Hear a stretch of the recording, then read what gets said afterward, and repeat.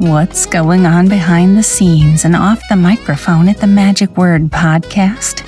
Hear what listeners and guests are saying that isn't on the podcast this week on The Magic Whisper.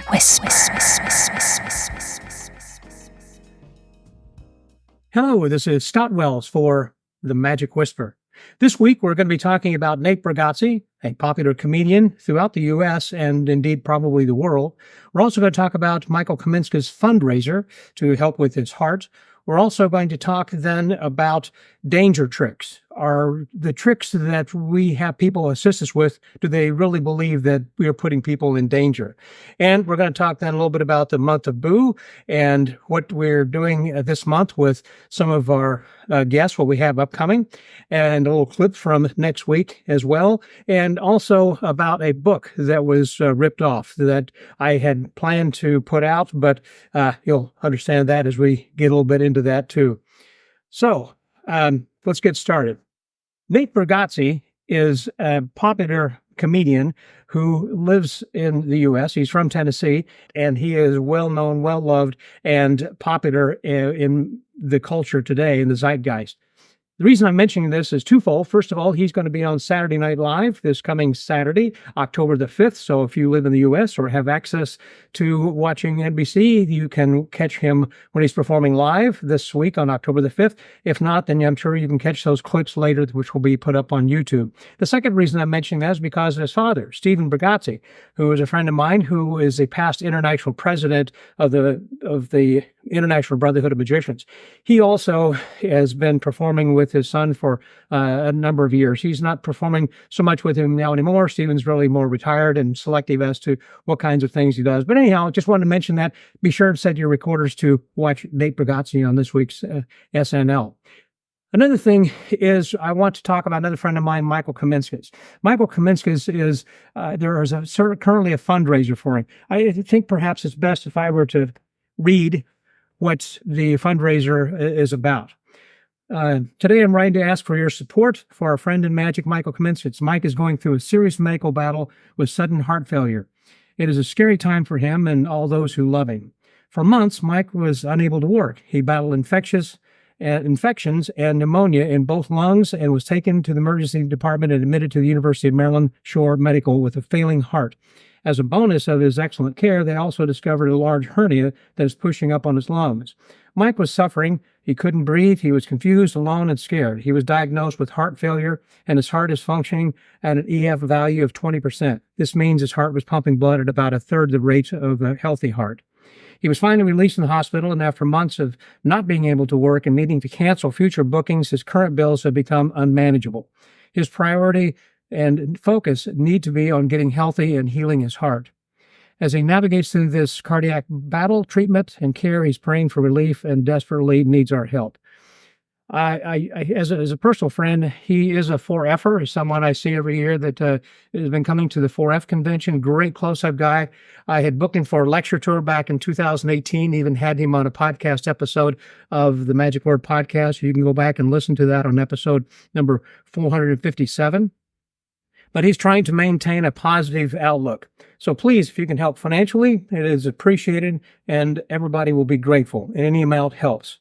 If you're not able to help him financially, perhaps you can help promote this GoFundMe on your social media.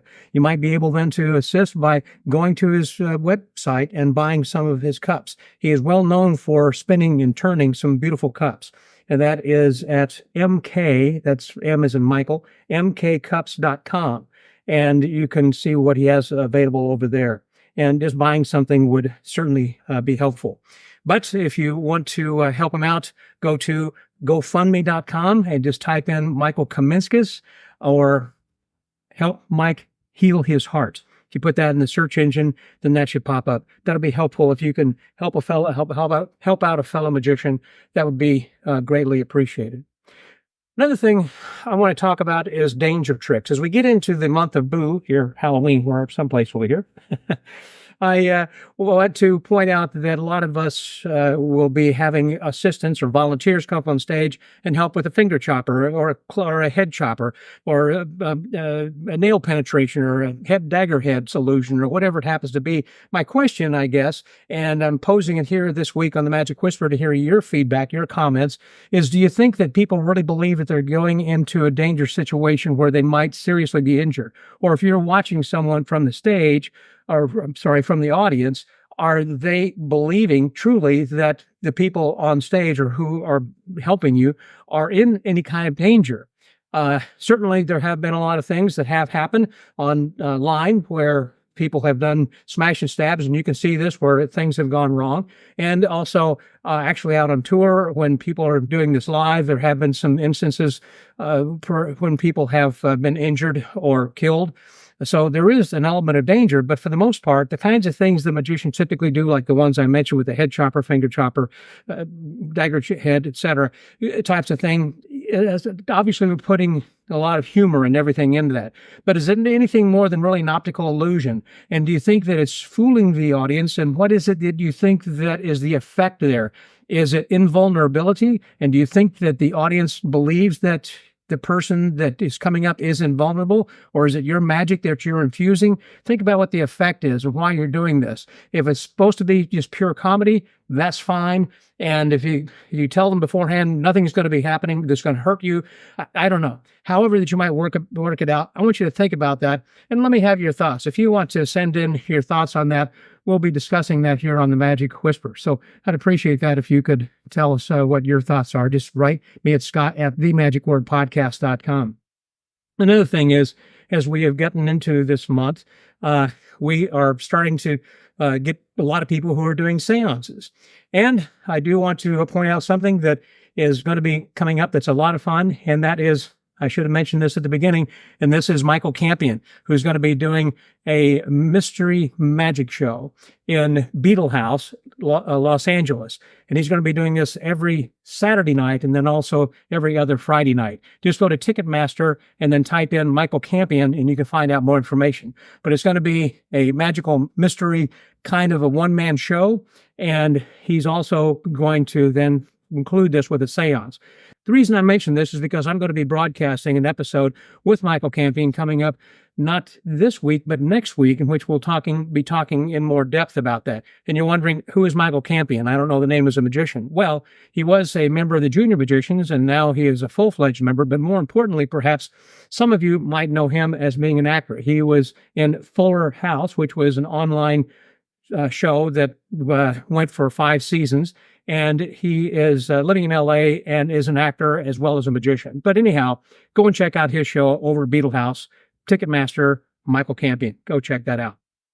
Another thing is we have a lot of paranormal shows that are going on around the country. People are thinking about, how do I get into it? Well, Jamie Salinas and I had we're starting to write a book, and we ended up doing a lecture for Mindvention some years ago. We put out a booklet, actually, called Creating the Paranormal Experience. Shortly after we had presented that lecture, we came back. We had been working on a full-length book, actually, and we presented our lecture based upon the notes and the chapters that we had been laying out for the book.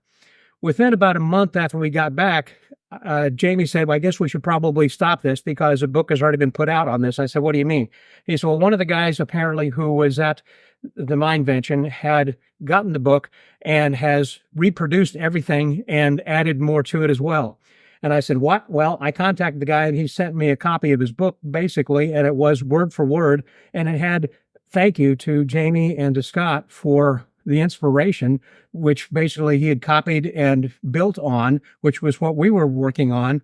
He had no rights to do that. It was just out of the blue. And so obviously we didn't go on and complete the book we had originally planned because someone had completely ripped us off and didn't even know it from the standpoint that he was just giving us credit, saying, thank you for the ideas for this book. Wow. Not cool, man. Anyhow, I'm not telling you the name of the book, nor the author, nor where to get it, but it was that kind of thing has happened to us and in the community from time to time.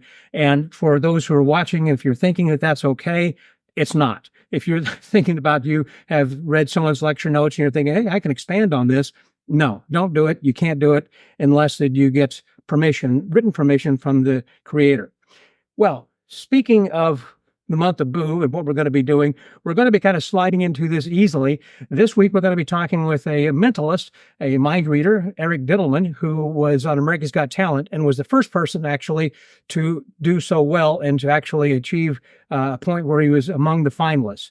So let's just hear a clip from Eric Dittelman.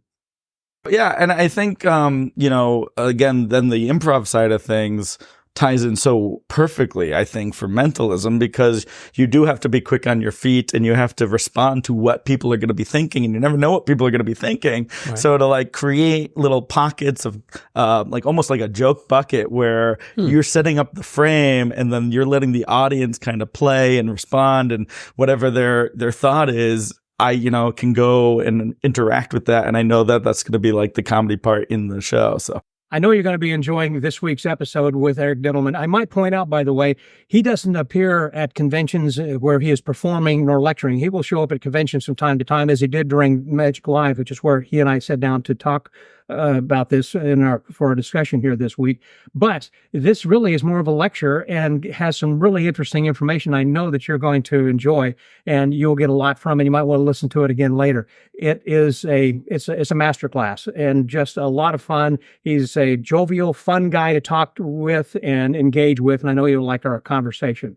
So be sure to check out the Magic Word podcast this week and listen to this episode. So that's about all that I have to report here this week. If you hear of some things that are going on or something that you think is important or our community needs to know about, please let me know. And in the meantime, like and share, comment if you will, give us a 4-star review. Make that a 5-star. Let's go all the way to 5. Why give a 4-star? Bump it up to 5. And again, write me at scott@themagicwordpodcast.com if you know of something that might be of value that you'd like to hear or we can talk about here this next week. Until then, we expect to hear from you, but just as a whisper. Share the whisper with other magicians and join us next time on The Magic Whisper. The Magic Whisper is a division of the magicwordpodcast.com.